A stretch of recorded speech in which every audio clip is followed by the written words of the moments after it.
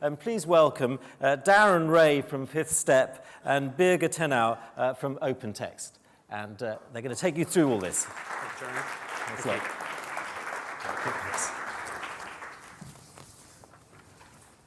Good morning, everyone. Good morning.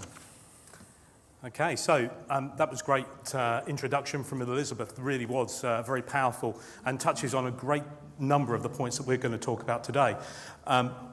What we're going to try and do, though, is make this practical and actionable and try and answer some of the questions that you've no doubt got about the GDPR. We're only going to touch on them. We've only got about 59 minutes, 30 seconds left, 24, 25.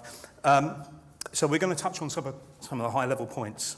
Let's move this along, see whether it's all working. There we go. There's the attractive visages that is myself and Birger. Birger, do you want to introduce yourself? Yeah, sure. I'm working at OpenText, Canadian software company, one of the, actually the biggest global software company that is solely focused on enterprise content management. So we're sort of, this is our home turf, sort of. I'm working as a solution consultant, primarily working and assisting our customers in being successful with their initiatives in regards to information management. And the last half year or so, there's been like 100% focus on GDPR, because that goes very well hand in hand in a good information governance models. So and we will come back to that in the next 58 minutes. Okay, I'm Darren Wray. I'm the CEO of Fifth Step. Fifth Step is an organisation that works with organisations of all sizes to get their GDPR and other compliance and regulatory challenges in the right place. I'm also the author of the little book of GDPR. Please do look on Amazon later on for that. No plugs intended, obviously. Okay, so Birger, do you want to talk about do some of the legalese for us? Yes, because this is sort of important. It's already been discussed previously today that information governance, and especially living up to those regulations, it's really your responsibilities. We are here to sort of assist and sort of help guiding the way, but at the end, it's your responsibility to living up to those regulations. So we're not the legal advisors, so please don't blame us if you're not being compliant, but we could surely have some experience to share with you today. Yeah, you're definitely going to need to do your own data impact analysis. So what we're helping to provide you here is some information to inform and to guide you, but not necessarily advise you directly during this presentation. Okay, so here's our broad agenda. We're going to make some introductions. That's this session now, if anyone's confused. We're going to go through some common terms. We're going to talk about the data subject rights. We're going to expand a little bit on what Elizabeth was talking about earlier on and go into some of those details. And we're going to talk through a framework for addressing the GDPR and understanding how to become compliant. Yes, very importantly, this is an interactive approach, or we're going to try and make it as interactive. So if there are questions, and we will be offering you the opportunity to ask questions at various points, we will try and answer some of those. We won't have time to answer all of them. We hope there's going to be lots of questions. If there's no questions, we'll skip on and look embarrassed and move on as quickly as we can. Okay, but please do, if you have any questions about the session, then please do ask them. And Birger and I are both going to be around for at least a couple of hours, right, Birger? You'll be around? So please do come and talk to us over lunch or other opportunities if you do have any questions. Okay, into the common terms, straight into the GDPR. Look at those, aren't they beautiful? All those colours. Okay, let's talk about some of the key points. I'm only going to brush on these, okay? You're going to get the slides afterwards, so you'll get this information, but all of this information comes straight out of the GDPR regulation. So I'm going to touch on these very quickly. Consent is a core aspect of GDPR. Consent to use personal data is absolutely core aspect of being compliant with GDPR. Capturing consent and maintaining consent and being able to demonstrate consent is absolutely vital for your organisation. Okay, but consent for what? okay? That's where the purpose comes in. So you have to be able to identify what purpose you are collecting the data for and what you're going to use it for, what you're going to process it for. Is it just for providing a service, or are you also going to be doing marketing? And how are you going to be using that? That's where the purpose comes in. The data controller, very important phrase. The data controller is a person or entity that defines the purpose for the data collection. Okay? Very important. Very important aspect. Along with the data processor. Now, this could be a third party. So some organizations outsource the processing of their payroll, for example, to a third party. In that example, that third party would be a data processor on the behalf of the data controller. Okay? But the data processor, the data controller still retains responsibility for how that data is used by the data processor. So good vendor management and understanding of your vendor or your supplier's capabilities to keep that data personal and private is absolutely vital. Personal data, the hub of what we're talking about here, it's not only names and addresses and email addresses and things like that. It's also things like IP addresses and biometric data and genetic data and cookies and lots of other things as well. It's a slightly broader remit than the existing regulation of the Data Protection Act.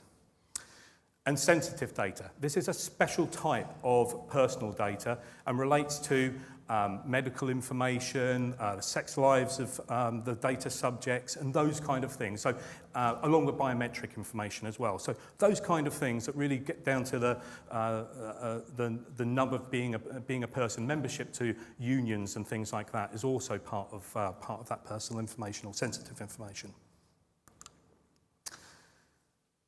Okay, the data subject rights. I'm going to rattle through these as well because I don't want to give you death by PowerPoint, and I want to give Birger an opportunity to talk as well. But these are absolutely vital. And as Elizabeth said, right at the centre here is the individual, the data subject's rights, the individual themselves, of what rights they have. So an individual has the right to be informed about what their data is being used for. Okay, so you have to, in order to get consent, active consent, and provide transparency, you have to tell them about what it is you're going to use that data for. The right of access, so you have to be able to provide a report back to an individual upon request of what personal data you're holding and what you're using that personal data for. The right to rectification, so the right of an individual to ensure that the data you have on them is actually correct, that you're not processing data and making assumptions about an individual that's actually incorrect. The right to erasure, or other 1980s bans, as I like to say at this point in time. The right to erasure is very, very powerful and very important and has a great impact on organisations. Think about how your computer systems will behave if you start erasing data out of them. Okay? Many of you may not, or many of the systems may not be prepared for this right to be enacted. But if there's not a good reason for that data to be retained and to be processed, it should be erased. A little question there whilst you're listening. Please think about how this actually could be implemented in your systems. Yeah, absolutely. A perfect point, Birger. The right to restrict processing. If data is incorrect, or there are other scenarios too, but a data subject has the right to restrict processing. That means that you may not be able to use that data in the ways that you're presently using it. How do your computer systems deal with that? The right to data portability. I think this one's going to be a really great one for insurance companies and for banks and all those kind of institutions that have historically, trapped is perhaps a bit of a strong word, but encouraged us to stay with them by making it very difficult to transfer all of our information across. Well, going forward, they're going to have to provide more data portability as part of the GDPR. Nearly there, I promise you. The right to object to processing. So if a data subject believes their data is being used in an inappropriate way, they have the right to object to that and to question that. And the right to manual processing. Another one, I think, for financial services companies, particularly, who are going to get lots of questions of, okay, well, I believe that the mortgage application I made should have passed. Someone else in a similar situation had their mortgage passed. I would like manual processing to be performed in this case. And the ability for organisations to process things manually as well as automatically in the main part is going to be a real change going forward. So let's move on to the next one of how we actually start with a framework. Now, this is the rough framework that we're going to be talking through today. I'm not going to explain all of those because we're going to explain them as we go through.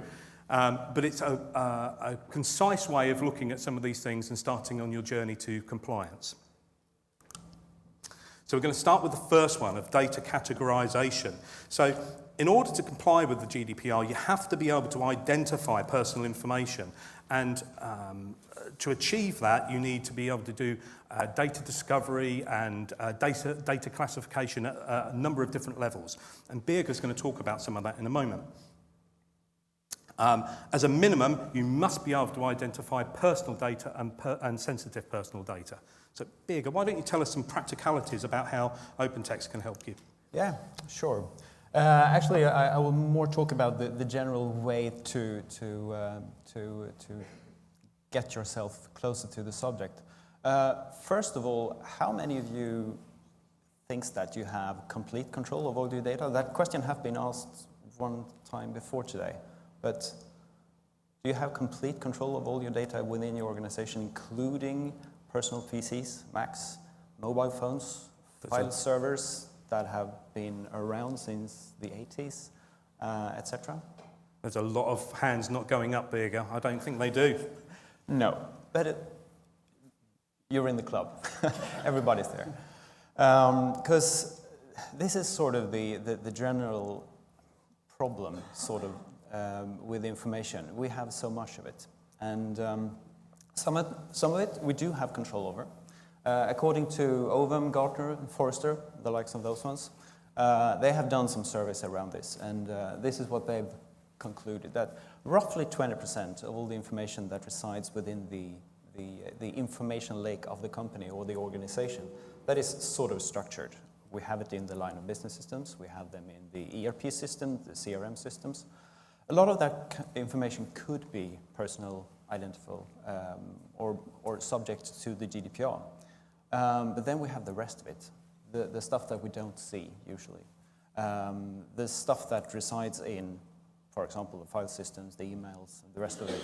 The unstructured information, the documents, Word, Excel, spreadsheets, PowerPoints, what have you.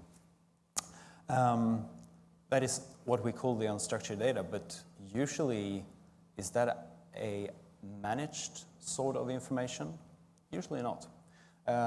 According to some statistics, 60% of the unstructured information is usually unmanaged as well. So basically we don't have a clue. And if you suddenly have to comply with the GDPR, well, you have to have control, even of that unstructured and unmanaged information. So how do you do that? That's sort of tricky. So what we usually help customers doing, and it's not only us, I think this is a really good starting point for your GDPR journey. At least from a technical point of view. We have talked about this a little bit from the technical perspective, but of course, a GDPR project it's really a multi-talented sort of project that you have to perform. You have to have people from the legal, obviously, this is a legal requirement. You have to have people from business, because this will have some effect on your business processes, your organizations. And also from IT. So it's a multidisciplinary kind of project that you have to start. How many of you have started at least some kind of GDPR project? 1, 2, 3, 5, 10. Excellent. Oh, they were far braver that time. Good. Yeah, definitely. And I hope I just assume that all of you that have raised your hand have this multidisciplinary sort of team as well. Mm-hmm. But anyway, this is, from a technical point of view, this is a really good way to start. Looking at the different kind of data sources that you have within your organization.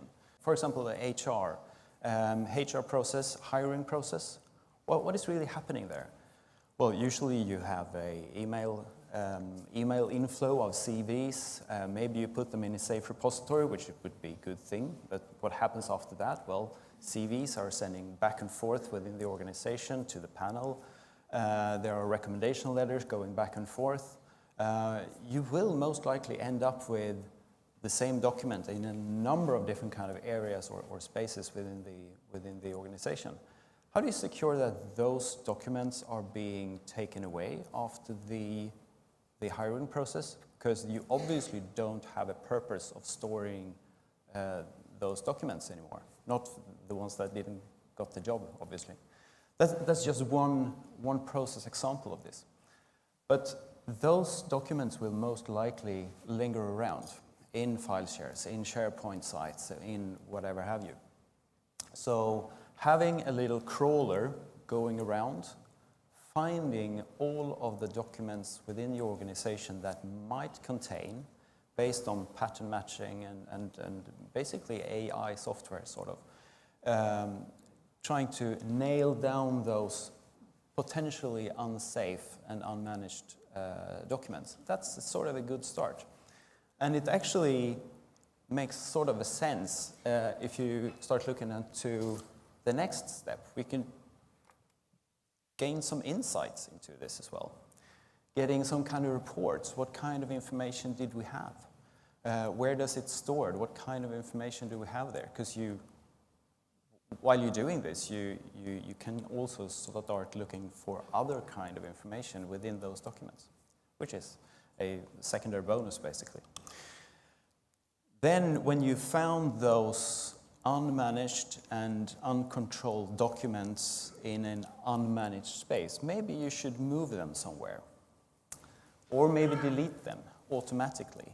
Because having someone doing this will be a really tough job to do. So putting in a software that does this for you will make a lot of sense, basically. So your first opportunity, we've given you a couple of opportunities to put your hands up. Are there any questions so far? Because we want to try and cover them off as we go along. So are there any questions so far? Trying to block out the blinding lights. Oh, there's one in the middle, at least there I can see. Thanks. Just going back to the practicalities of this.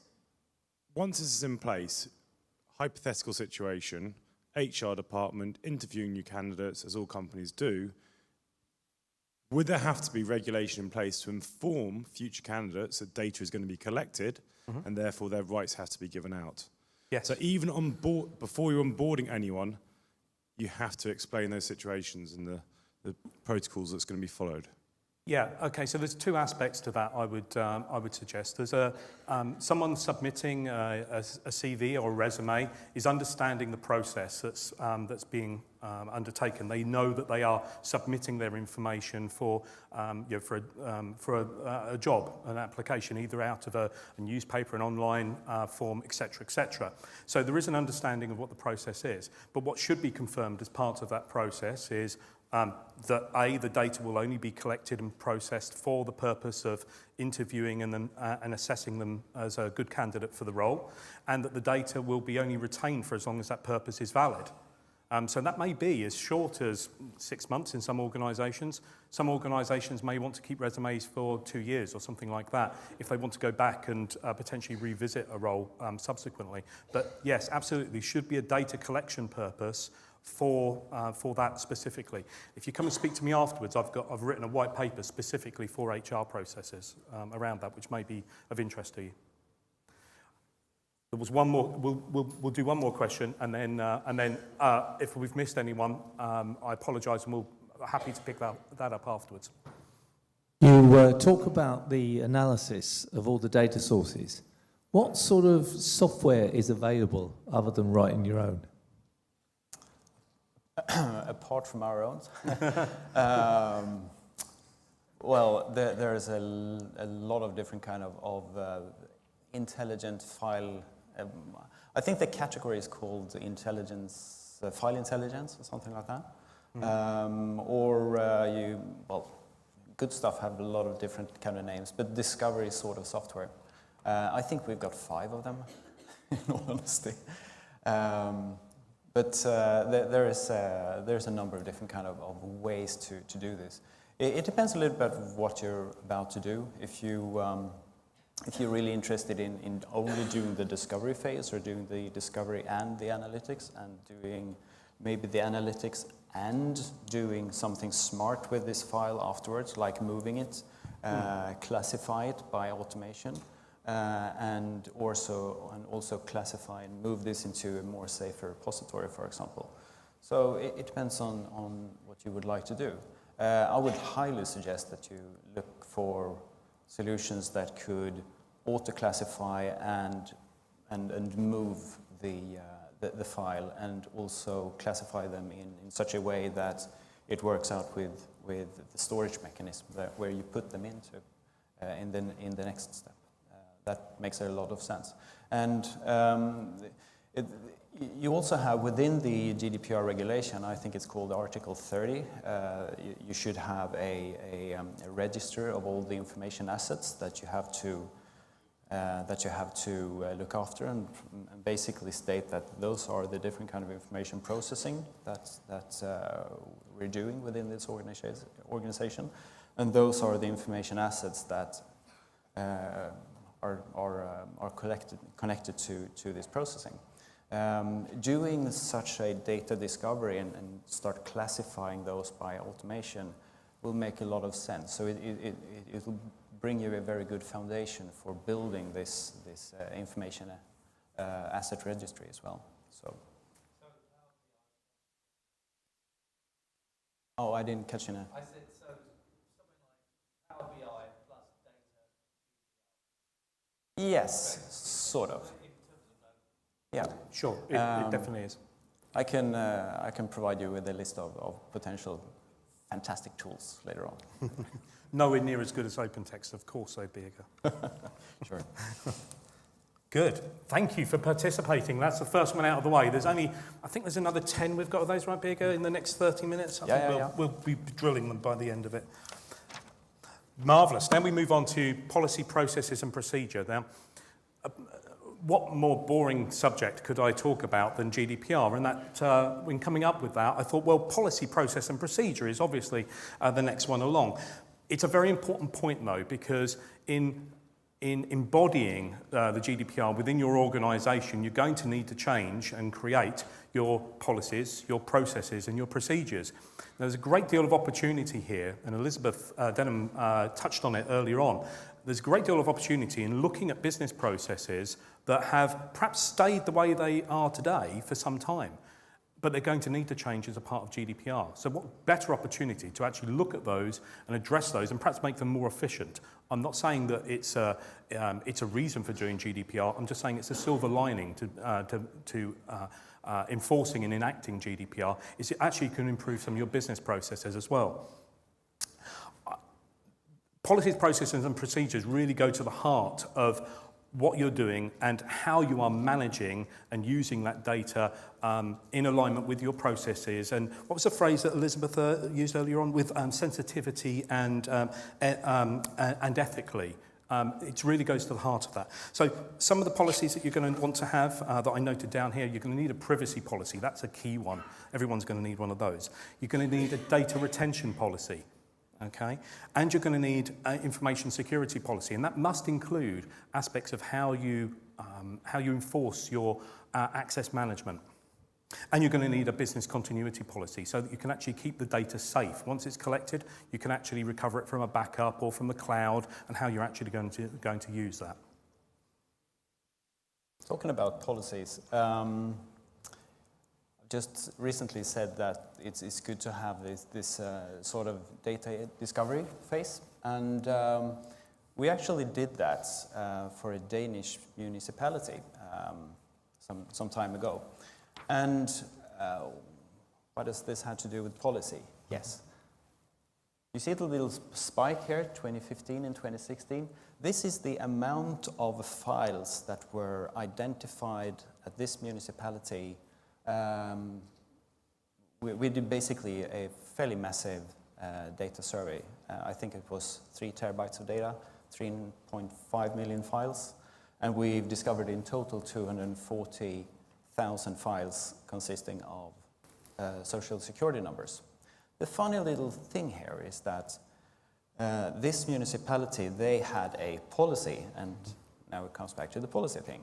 They put up a big sign, and they had some training for their staff, and basically a procedure and policy stating that you are not allowed to store any kind of sensible information or personal identifiable data in documents, especially social security numbers, in documents that is not stored in line of business systems. So in file servers, in emails, etc., big no-no. We only looked in the file servers and emails. So in total, after 2015, we recovered 81,000 files that were not in policy. So lessons learned. Well, coming from Sweden, I have to say never trust the Danes, because that's sort of obvious for me. Anyway, but it could be some other more deep-level human thing here. Basically, it's hard for people in the organization to always follow the policies. So it's even better if you try to help them doing the right thing. So, and that suddenly brings us into how you build up those systems to sort of enforce the different kind of policies that you have. Because you have the legacy applications, you have a number of production applications, and all of those ones may or may not contain sensible data. But how you do this architecture, this is not a slide of the perfect architecture, it's just more mimicking the kind of thinking that you have to start looking upon. What kind of applications do we have? Do we have a need for putting all of this information together? Why? Because it's so much better to have one storage point for most of the unmanaged or previous unmanaged documentation or information. Put in one point, one storage point, and in there you could have all the rules and regulations and the retention policies, and basically you're building up a information governance solution that will allow you to have much better control. Because in some kind of essence, GDPR is all about information control. If you have control of your data, you're fine. You're absolutely fine. Then when you have all that information in one place, well, suddenly there opens up a number of different kind of opportunities, because if you have one place, you could actually start looking into that sort of data and feed new applications with insight, but in a compliant manner. Remember Elizabeth said about not rain on the parade. Well, this is what it's all about. Basically, extending good information to people that have a need of that information, but having one storage facility, maybe, well, you can start to redact information to only the persons that are allowed to see that. So you have to look into the information security matrices and stuff like that. But I will not dive into that area. But I can spend like 2 or 3 hours just about this picture, because it's Anyone want fun. to vote for that? No? Okay. More questions already? Goodness, that came around quickly, didn't it? Anyone, any questions on those last few slides, or perhaps a question that we didn't get to last time? No? Okay, that's... Oh, no, there is one there, just there, yeah, thank you. Hi, I've just a question on, you talked about training and enablement on this, and business leaders here are obviously quite in depth with what's going on in GDPR, but what about the end line employees, and what's your recommendation and kind of experience around how far we should educate those individuals, and how much training and enablement needs to take place for those people on the front line? It's absolutely critical that you're raising awareness on this as part of, it should really start with people as they join the company, going forward. So an induction and awareness process, but that needs to be kept up to date. A little bit along the lines of similar kind of lines as with cyber security and information security. Do it on an annual basis. It doesn't need to necessarily be, having someone up on a stage or, doing one-to-one training. It can be computer-based training as well, of course, just to raise awareness and have people aware of what their rights are as data subjects as well, because I believe that part of an employer's duty is actually to raise the awareness of their staff so that they are good data citizens within society as well as making sure that they're not processing data erroneously or illegally within your own organisation. So I distill that down into two pieces of advice, I guess. Do it at the start, so do an induction and raise awareness from that point, and then have regular, at least annual, I would say, sessions to ensure that everyone's understands what GDPR is, and try to make them a little bit more fun. It can be a dry subject, so try and make it a little bit more fun.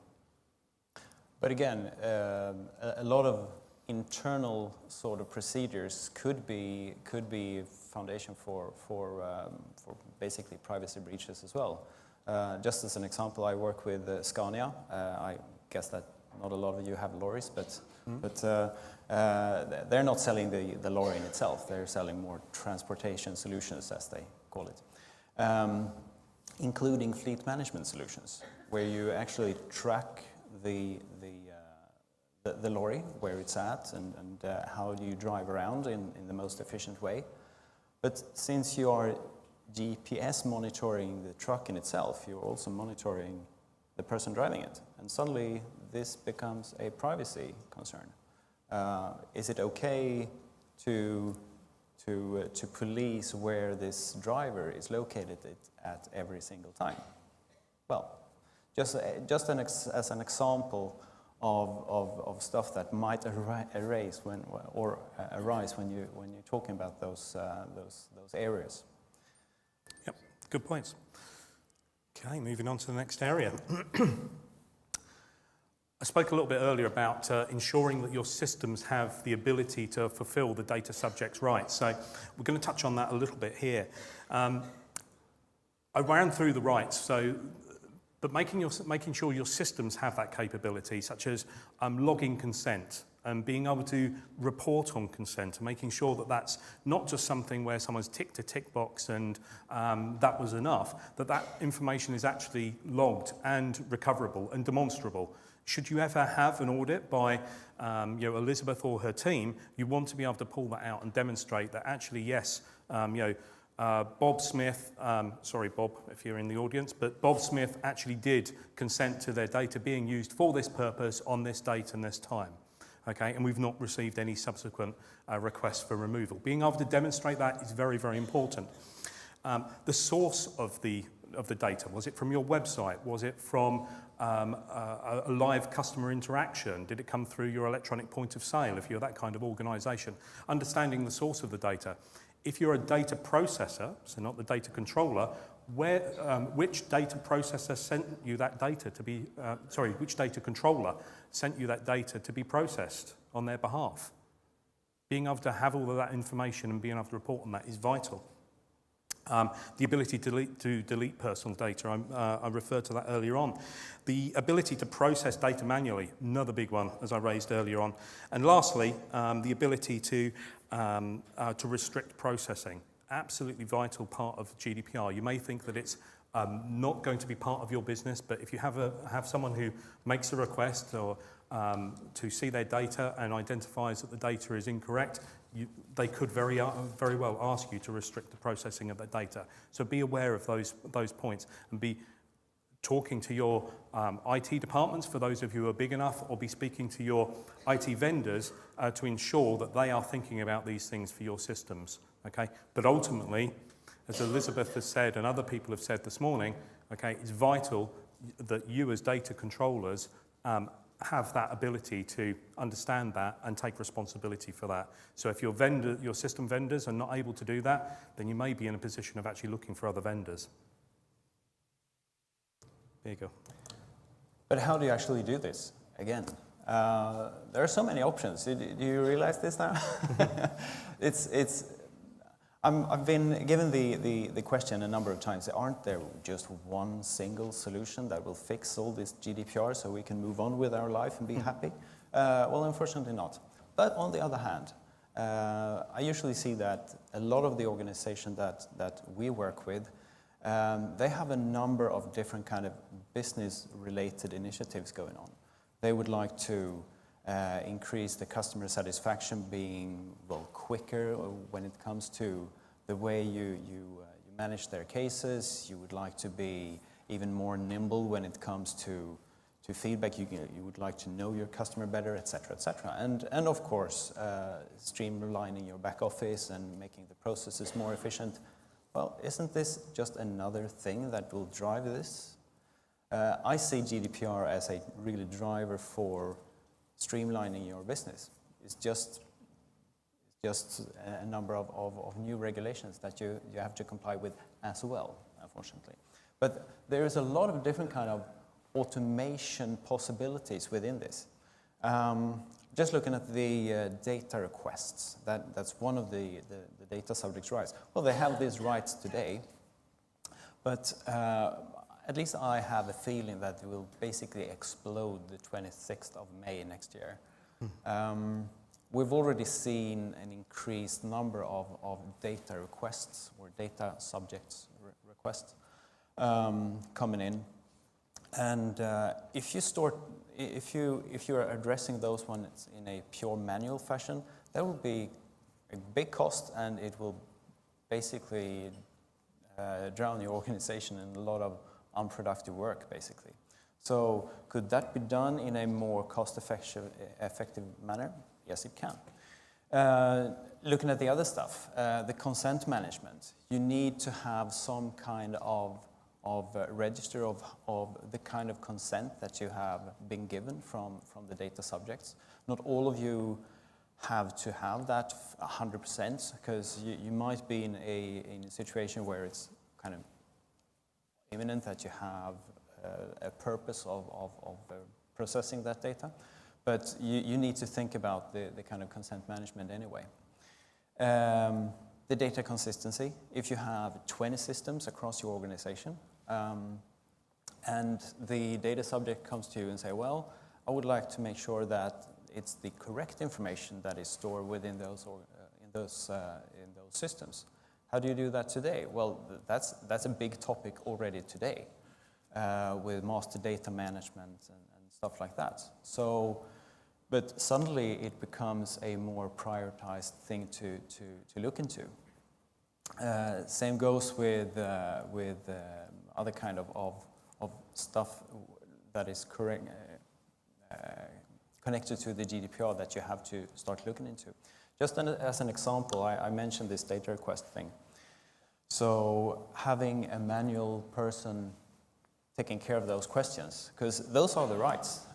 They have the rights to obtain the confirmation of whether or not the personal data concerning him or her are being processed. And you have to give them back the purpose of the processing, all the categories of personal data, the source of that personal data, etc. So, and you have 30 days to respond to this. Well, you might be able to fix this, but in doing this in a pure manual fashion, tricky, could be tricky. It's worth just reiterating that time period. That's 30 days, and that's a lesser amount than today's Data Protection Act allows. So what Birger's saying here is vital, that you look at how you can automate this and look at how you can improve those processes, not just leave them in the hands of one poor graduate whose job it is to answer all those subject access requests.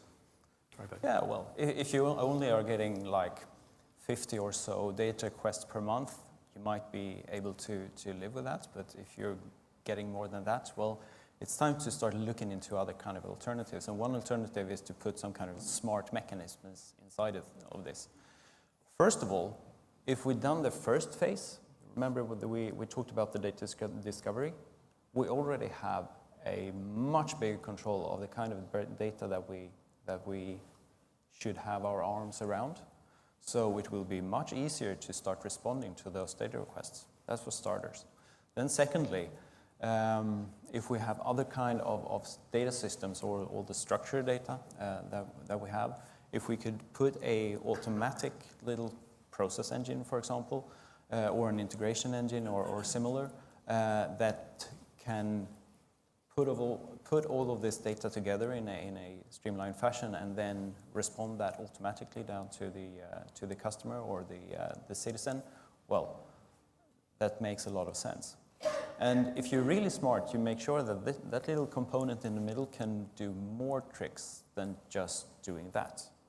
It should also be able to fix the other stuff that we have been talking about.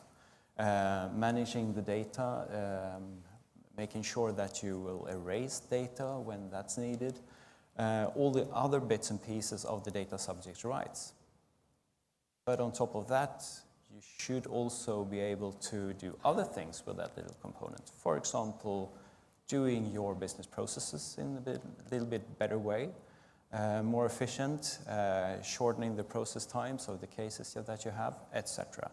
So there is a lot of business improvements that can be made by, in the first project, taking care of the GDPR, but then in the next process, you're taking care of other things that are closer to your business and the business improvement and efficiency.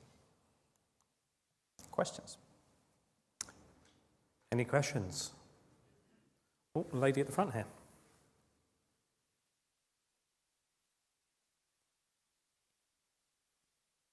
Hi. I'm thinking about mailing lists and data lists that you can buy.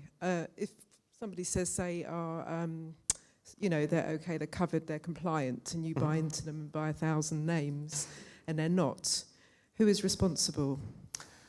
So if you buy them as part of from an organisation, a mailing list house, they should have pre-vetted that and ensured that they're not on any contact lists and things like that. Your responsibility, though, is to use them responsibly, okay, in doing your marketing and be able to deal with any of the unsubscribe, please do not contact me again messages that may be particular to your communication.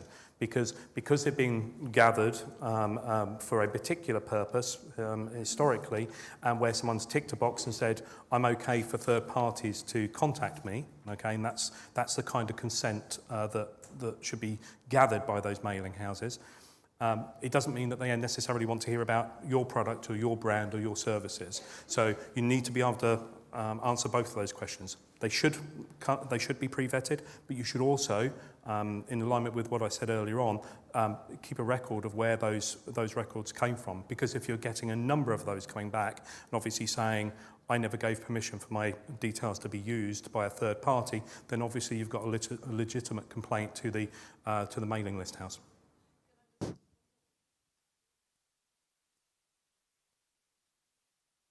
Anyone can buy the electoral roll, can't they? And I've just had a quick Google to check that was still the case. So if somebody... Other search engines are available. If somebody has changed their mind, because you can opt out of that as well, can't you? But if somebody changes their mind later and you've already contacted them, what happens? The same thing. I mean, the data source is the same. The processing of the data source should be the same in that if someone opts out later, okay, there is a need, a directive to actually maintain and update people that those people have opted out. But even if they don't opt out, you need to be able to maintain that list yourself, that these people opted out of our particular communication.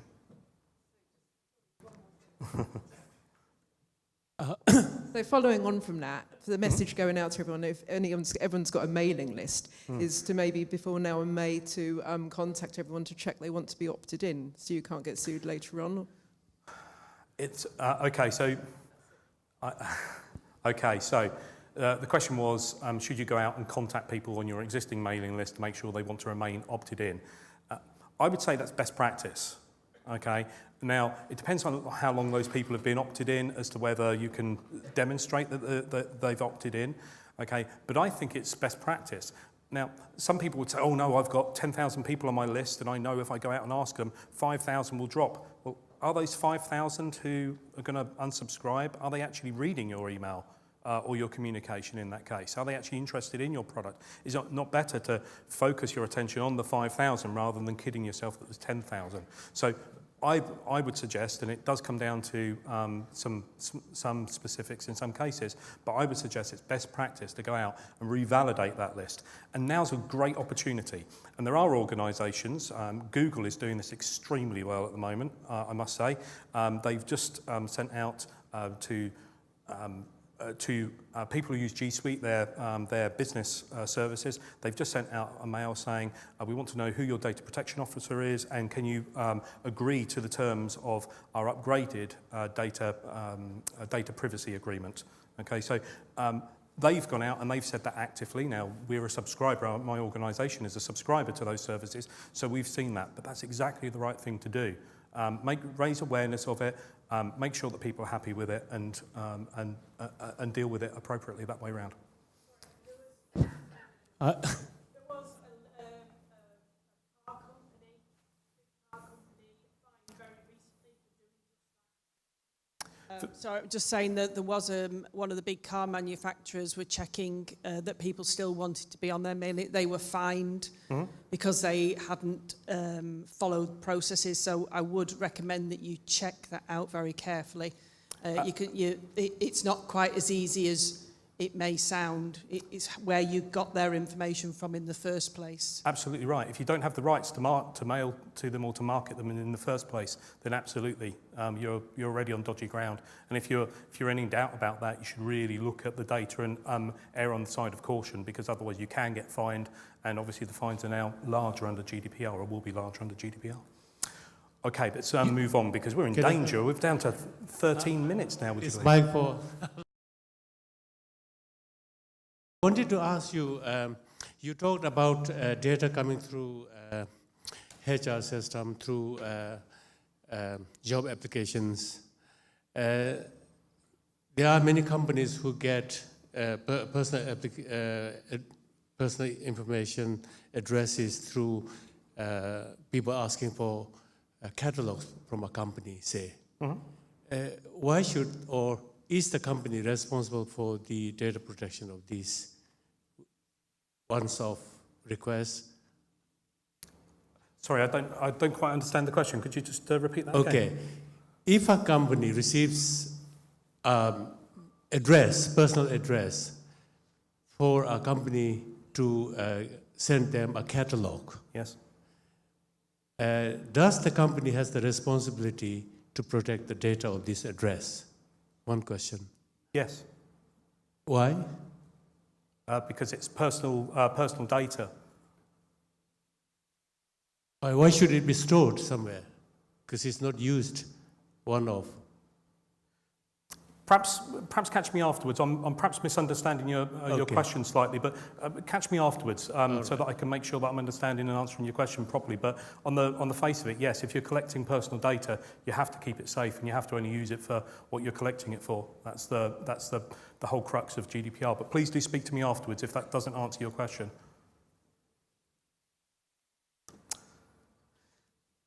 Data incident response plans. Okay, this is a key part of GDPR in that you only have a very short period of time, 72 hours, in which to report a data breach. Now, that's 72 hours from the point of your discovery of that data breach.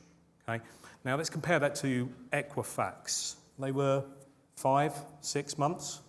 Okay, and that was 143 million records, or 143 million data subjects that were impacted there. So 72 hours is really a very short period of time.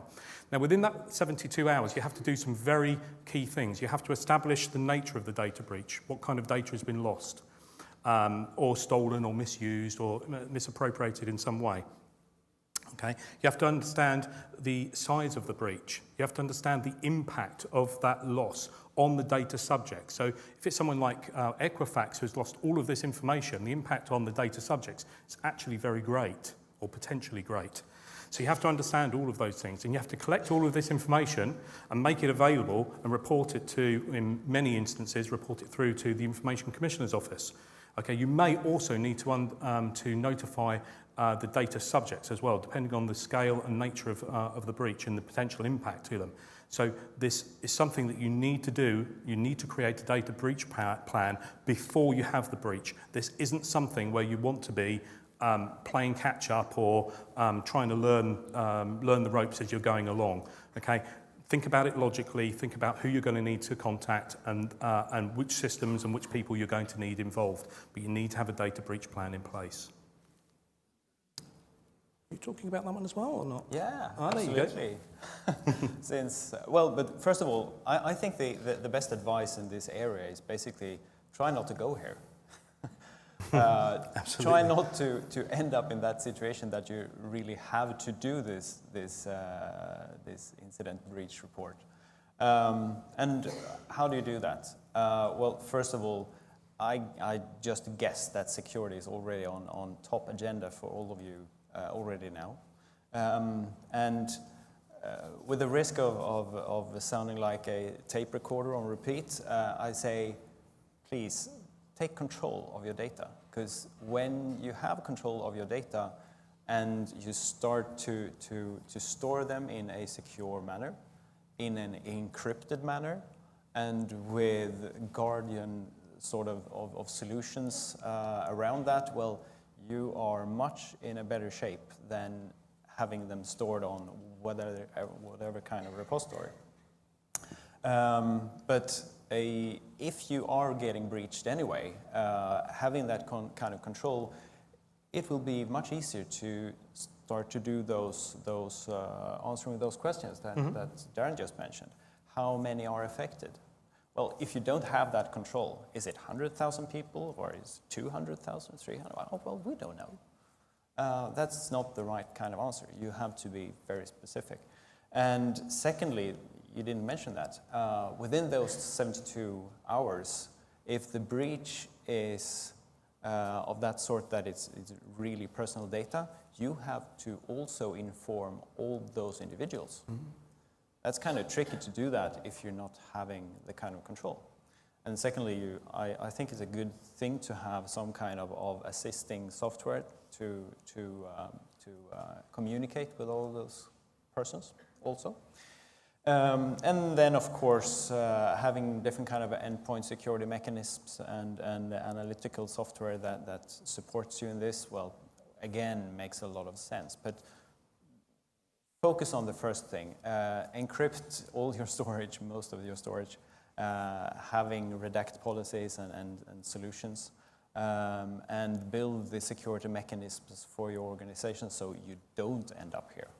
That's sort of There's an interesting, that's great points, Birger. There's an interesting quote that I use sometimes by the ex-director of the FBI, Robert Mueller. He said back in 2013, there are two types of organisation, those who have been hacked and those who are about to be hacked. Okay? And that's further being consolidated into those who have been hacked and those who are going to be hacked again. His point was it's not a matter of if, it's more a matter of when. Now, I'm not trying to scare everyone in the room about that. What I'm saying, though, is it's far better to be prepared and have, the processing and the automation in place to be able to cope with that as well. But far better to be prepared than it is to have a breach and then have to be dealing with it, be caught on the hop, let's say. Just wanted to add something as well. How many of you have started to outsource or using cloud service providers for some of your processing? Most of you. How many have signed up additionally after Verity's thing? Oh, yeah, so this morning. Oh, great. Because those ones will be your data processors. You will be still the data controller. Yep. Make sure that they live up to the expectation, because they can screw up. Make sure that you have agreements that takes place that you are covered if they screw up, because you will be the one that will be fined, and that you will make sure that the agreements also manage if they screw up, they have to inform you, because you have to inform the end customers, because this is sort of an integrated chain there. Very important, especially now with the cloud coming on basically everywhere. So, and this is not only the line of business systems in the cloud. It's also the Word Online, Office 365. I guess all of you are on that license term, but maybe you're not in the cloud, all of you. But you have to take that into consideration. Great. Okay, we're going to talk about geographic restrictions. Elizabeth said earlier on today that there are some aspects or additional complexities about shipping data across boundaries. So we thought we'd explore those and expand those out a little bit. So there's really three types of country, if you like, that you can send your data to, or the way to regard them. So there's first countries. Those are the countries within the extended, the EEA, the Extended Economic Area, European area. I think I've got that right. So there's no additional requirements within those organisations for most business data. Governmental data is a little bit different, so if you're in that field, then do please speak to me afterwards. But within the EEA, there's not any additional restrictions at this point in time. So if you want to send data across to France or to Germany or vice versa, that should all be good. Second countries. These are countries who have already or who are seeking equivalence. Now, that's the situation that the UK will probably find itself in post-Brexit, where we will have equivalence with the GDPR through the bill that's going through at the moment, or about to go through. In which case, you need to make sure that all the things are in place, but broadly speaking, you should be well protected. And then the third country. Oh, actually, I'll just mention the EU-US Privacy Shield in case there's any organisations who are doing business with the US. As some of you may be aware, the Safe Harbour Agreement collapsed in 2015, and there is now the EU-US Privacy Shield is in place, and that forms part of the compliance with GDPR as well. So if you're dealing with organisations in the US, there are some restrictions about, particularly around financial services companies, for example, but broadly speaking, if the organisation you're dealing with in the US is a member of the EU-US Privacy Shield, you're probably okay to be exchanging data with them. And third countries. Third countries are those countries that are not on the previous two lists, essentially, in which case you're going to have contractual agreements with them to ensure that they are complying with the GDPR. So if you have data processing being performed in India, for example, then you're going to need to have an agreement in place with your data processor in India to ensure that they're following GDPR. And that may mean, even if that organisation or that entity is part of your group. So if you've got an Indian organisation that's part of your group that processes the information, you're still going to need to have an agreement in place.